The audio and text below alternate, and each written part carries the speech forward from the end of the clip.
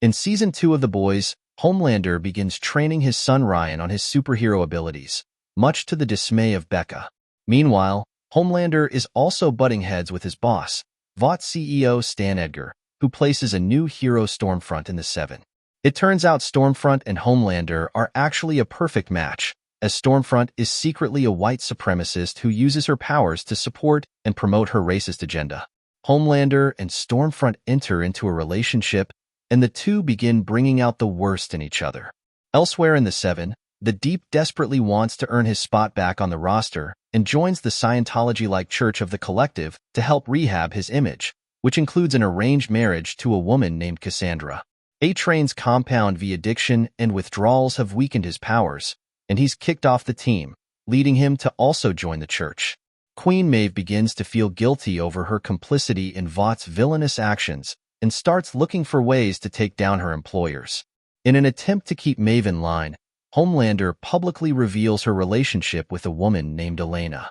And then there's Annie, who continues to work with Huey to expose Vought's corruption.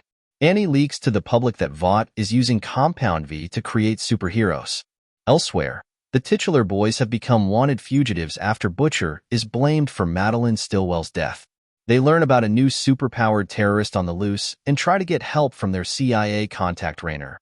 But the agent's head explodes as she is murdered by an unknown superpowered villain.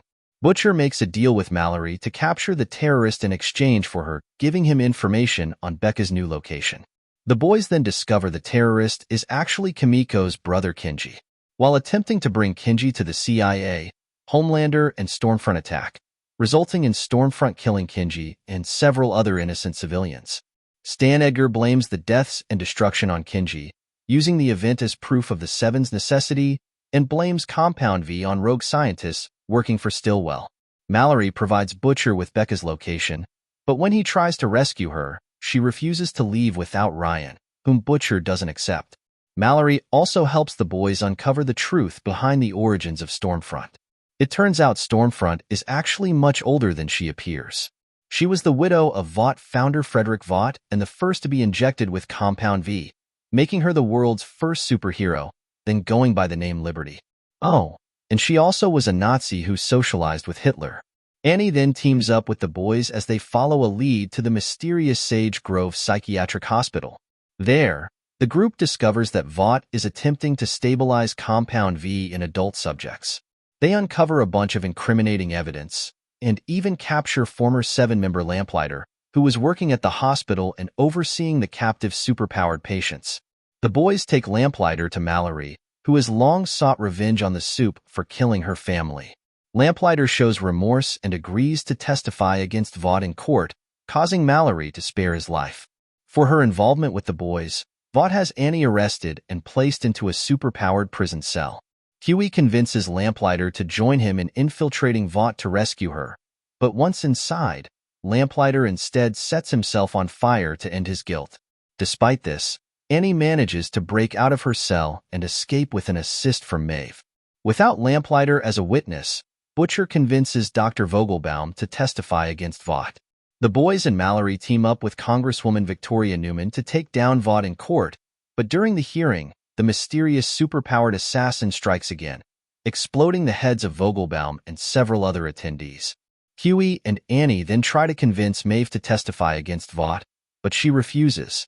A-Train then helps them expose Stormfront's Nazi past to the public, believing Stormfront's removal from the Seven would help him rejoin.